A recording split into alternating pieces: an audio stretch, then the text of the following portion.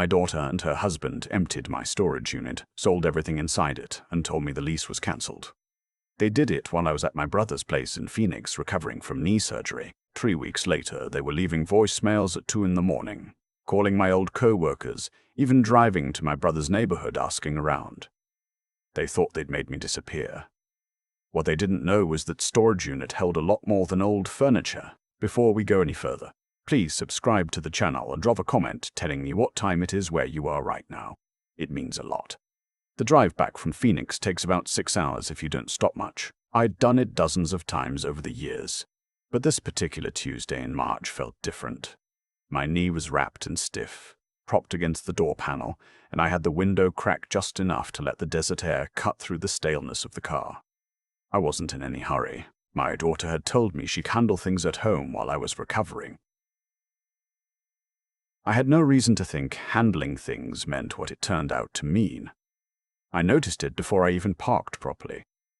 The facility gate code worked fine. My unit was in the back row, number 34, a 10 by 20 I'd been renting for going on 11 years.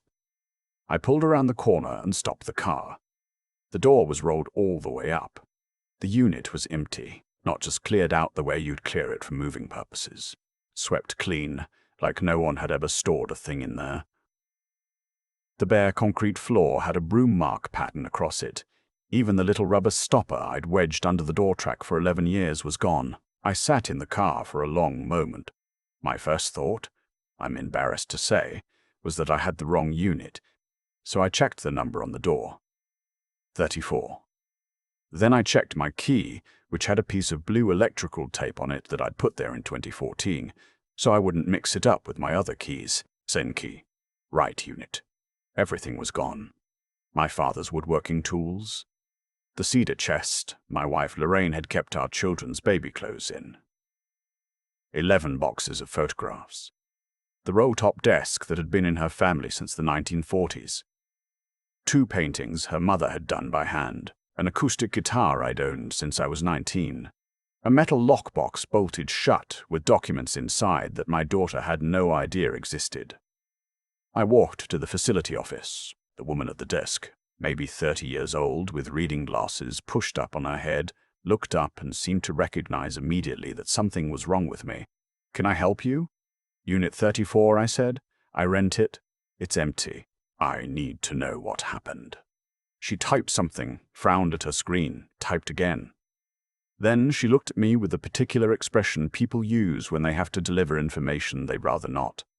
The account was closed out last Thursday. An authorized user on the account came in with the access code and a signed form requesting unit termination.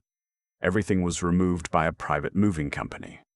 The contents were, she looked at the screen again, listed as donated and sold through a third-party estate service. Donated and sold. Yes, sir. I didn't authorize that. She shifted in her seat. The form was signed. We do have a copy on file. I'd like to see it. The signature was my daughter's. She was listed on the account as an authorized user. I'd added her 6 years ago because I'd had a minor health scare and wanted someone I trusted to be able to access things if something happened to me. Her name was right there, valid and legal, underneath a line that gave her permission to close the account and remove all contents. I asked the woman if there was any record of where the estate service had taken my belongings. She printed me a sheet with the company name and phone number. I thanked her, walked back to my car, and sat there again. Outside, the March sun was doing its flat, indifferent thing across the asphalt. A man was loading boxes into a unit 3 rows over, laughing about something with a woman beside him. Completely ordinary Tuesday afternoon. I pulled out my phone and called my daughter. It rang 4 times and went to voicemail. Her voice, cheerful on the recording, asked me to leave a message. "It's Dad. I'm at the storage facility. Call me back as soon as you hear this." I called her husband next. Same result, voicemail, his voice brisk and professional. I didn't leave a message for him. Then I called the estate service. After 11 minutes on hold, a man told me that a unit clearing order had been completed the previous Thursday, that items had been assessed by their team and distributed between an auction, direct sale, and charitable donation. and that without a purchase receipt there was no way to identify or recover specific items. Is there a record of what was sold versus donated? There's a general inventory, but not itemized. How much did the sale portion generate? A pause. I'm not able to share that with you, sir. Why not? Because the payment was made to the account holder who authorized the removal. That person would have that information. I hung up and stared at the phone in my hand. My daughter and her husband had cleaned out my storage unit, sold what they could, donated the rest, pocketed whatever money came from it, and apparently expected me to come home from knee surgery to an empty unit and simply absorb it. No call, no discussion, no explanation offered in advance. I started my car and drove to their house. My knee throbbed the entire way. They live in a newer development about 12 miles from the facility. One of those subdivisions where all the houses have the same 3 rooflines in different shades of beige. My son-in-law's truck was in the driveway, which told me he was home. My daughter's SUV was gone. I knocked. It took a while to answer. When he opened the door, he had the look of a man who'd been hoping it was someone else. He's 41, stocky, works in commercial HVAC. We'd never been close, but we'd been civil. He looked at my knee brace, then at my face, and seemed to make a decision about something. "Mitch," he said, using my name like a statement. "The storage unit is empty," I said. "I need you to explain that to me." He leaned against the doorframe, crossed his arms. "We were going to talk to you about it. We figured it made more sense to handle it while you were already gone." "Handle what?" "Those were my belongings. It was costing $210 a month," he said. 11 years. We did the math. For what? Old furniture and boxes of stuff nobody looks at. The way he said it. Old furniture and boxes of stuff nobody looks at. The way he said it, old furniture and boxes of stuff, made something go very still in my chest. Some of that was Lorraine's, I said quietly. Her mother's paintings. The cedar chest. He had the grace to look briefly uncomfortable. Some of it got donated. The charity folks said it would go to good homes. Her mother painted those herself. Did the charity folks know that? He didn't answer. How much did the sale bring in? Another pause. We're going to use it toward the deck we've been planning. The cost came out of your account anyway. We figured it balanced out. I had nothing to say to that. I nodded once, turned around, and walked back to my car. I heard him call my name once as I reached the driveway.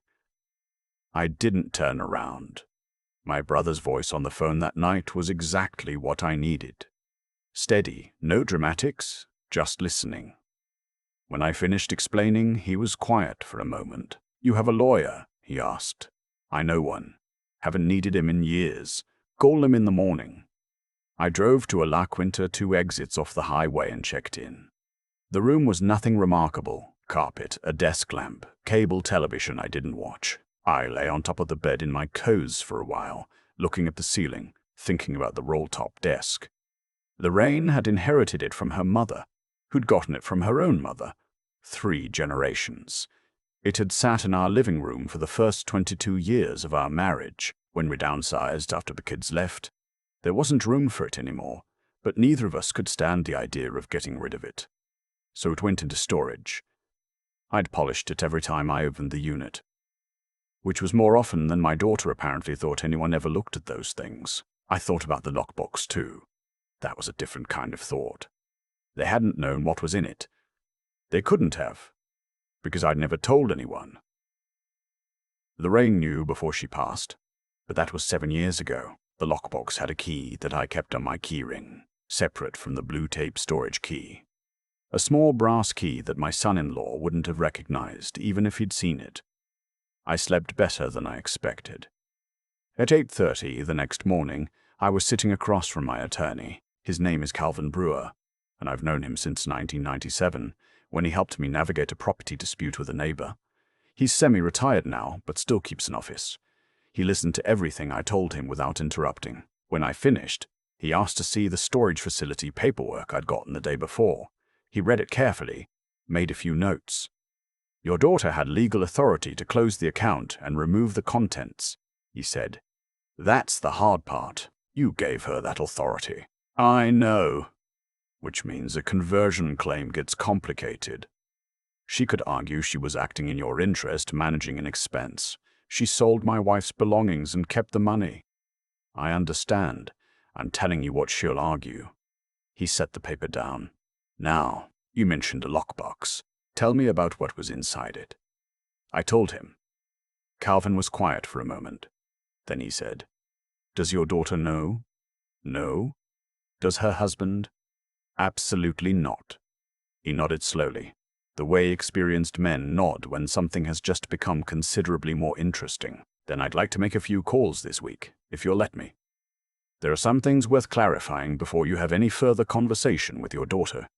Take whatever time you need, I said.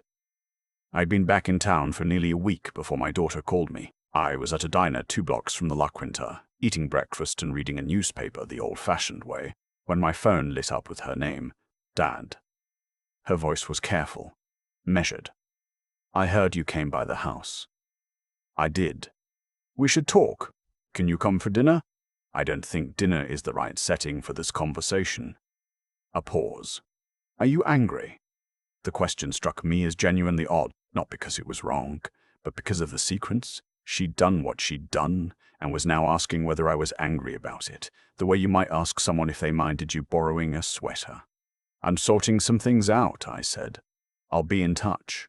I hung up before she could respond. Calvin called me 3 days later. Come in tomorrow if you can.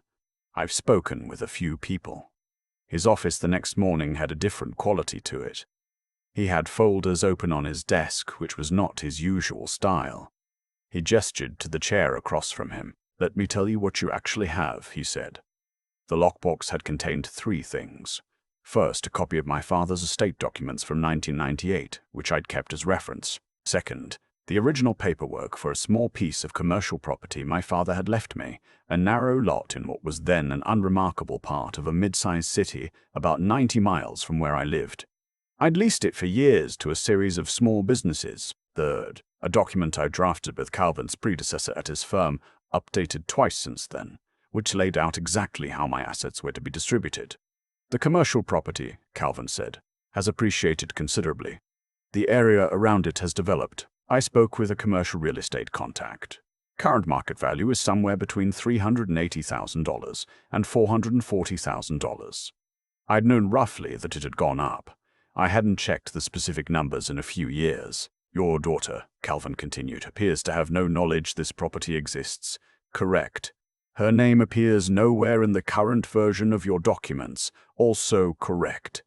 He leaned back, which means she cleared out a storage unit that cost $2,500 a year, sold your belongings for whatever the estate service paid, which by my estimate was probably $3,000 to $5,000, and in doing so forfeited any moral standing she might have used to contest the distribution of considerably more significant assets. I let that sit in the room for a moment. What are my options? I asked. You can do nothing for now. Continue as you are, and simply adjust your documents to reflect what you want. Or, he paused, you could list the commercial property. It's a seller's market in that corridor right now. I know a broker. How long would a sale take? 8 to 12 weeks for the right buyer. Could be faster. Make the call, I said. I want to be honest about something. In the days that followed, I didn't feel triumphant. I felt tired. The storage unit had held 40 years of accumulated care. Things I'd kept because they connected me to Lorraine, to my parents, to the person I'd been before I was just someone's elderly father. You don't replace that with money. You don't replace it at all. What you do, if you're 67 years old and still functional, is decide what comes next. What came next for me was a furnished apartment in a building near a park I'd always liked. Month to month. Nothing elaborate. I moved my remaining belongings from my car and the motel, arranged them in the new space, and propped a photograph of Lorraine on the windowsill, because the light there in the late afternoon was good. I also finally called my son, who lives in Colorado, and had no part in any of this. He's always been quieter than his sister. Less certain he knows the right answer to things. When I explained what had happened, there was a long silence on his end. "Dad," he finally said, "I'm so sorry. I had no idea." "I know you didn't. What do you need?" It was the right question. Not what happened next. Not what was I going to do. Just what did I need? I told him I was all right. I told him I'd be in touch. My daughter called twice that week. Her husband called once. I let all three go to voicemail. Her messages moved from careful to confused over the course of the week, then to something that sounded genuinely worried, though I couldn't always tell whether the worry was about me or about something she'd started to suspect. The broker Calvin connected me with was a practical woman named, and this detail still amuses me, Ms. Graves. She drove out to look at the property on a Thursday, walked the lot, examined the lease agreements I'd kept with me, and called me from her car on the way back. "Mr. Pass, Hafford," she said. "This is a clean sale. Good bones, good location, growing demand. I have 2 buyers who've been looking in that corridor for 6 months. I can have offers on your desk in 2 weeks. What's your timeline for closing? If we get a cash offer or strong pre-approval, 30 to 45 days. Move forward, I said. It was a Tuesday evening in April, 6 weeks after I'd come home from Phoenix, when my daughter finally understood that something had changed permanently. I know this because she called me 14 times in 4 hours. I was sitting in my apartment reading when the first call came. I set the book down, looked at the screen, and set it back face down on the table. The voicemails told their own story. The first few were still operating on her previous assumption, that I was upset, that she'd explain, that we could work through it. By the 4th message, that had shifted. By the 7th, she was asking questions she clearly didn't have answers to. By the 10th, her husband's voice appeared in the background. By the 12th, she was crying. "Dad, please call me back. I found out about the property. I talked to someone at the county assessor's office because I was trying to track down, I don't know, I was just trying to understand where you are and what you're doing, and please just call me. I'm not angry, I just need to know you're okay. We're driving around looking for you. We went to your old neighborhood. We talked to your neighbor George. He doesn't know where you are either. Dad, please." I listened to all 14 messages in sequence, sitting in the kitchen with a cup of coffee going cold in front of me. Then I called my son in Colorado. "She's looking for me," I said. "I know, she called me too." "What did you tell her?" "That I didn't know where you were, which was mostly true. I knew you were okay. I didn't know the address." "That was the right answer," I said. He was quiet for a moment. "Are you going to call her back?" "Eventually. Not yet."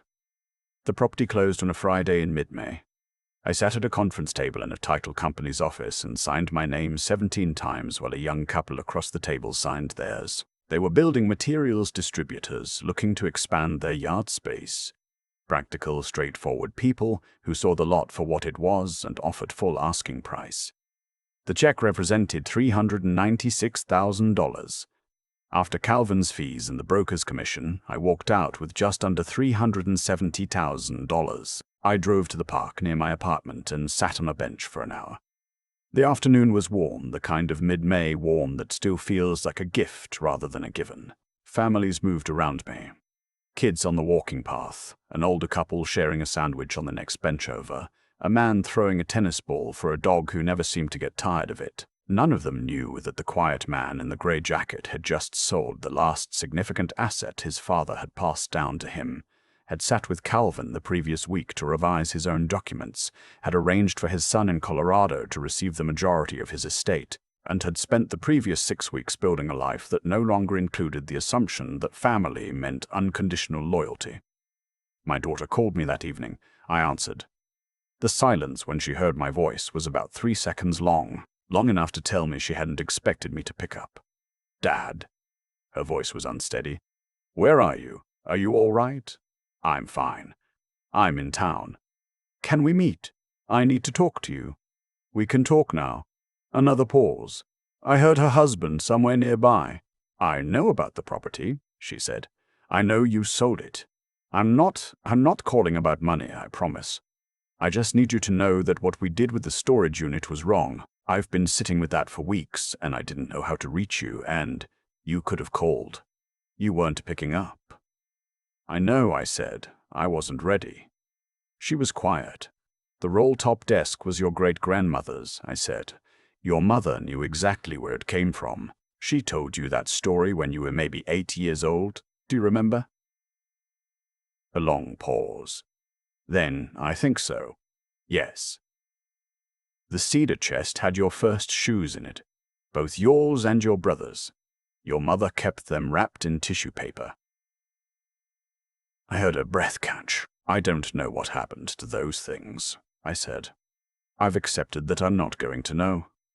What I need you to understand is what it meant to me that you made that decision without asking.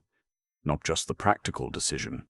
The decision about what mattered and what didn't. You decided for me.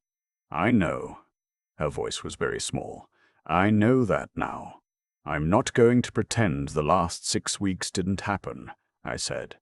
But I'm also not going to carry it forever. That's not good for either of us.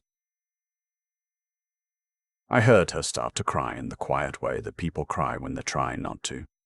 I'd like to have dinner, I said. Sometime in the next couple of weeks. Just us. We have things to actually talk about. Yes, she said. Whenever you want. After we hung up, I sat by the window for a while. The evening was coming in the slow way May evenings do, light softening without committing to darkness. I thought about Lorraine, the way I often do when the day goes quiet. I thought about what she would have said about all of this. Lorraine had a particular clarity about people that I always admired. She could see what someone was made of faster than anyone I'd ever known, and she was rarely harsh about it, just accurate. She would have said my daughter made a terrible choice. She also would have said that terrible choices didn't have to be permanent ones if the person who made them understood what they'd actually done. I was still working on believing that. What I did believe, sitting there watching the light change, was that I'd stopped waiting for someone else to decide what my life was worth.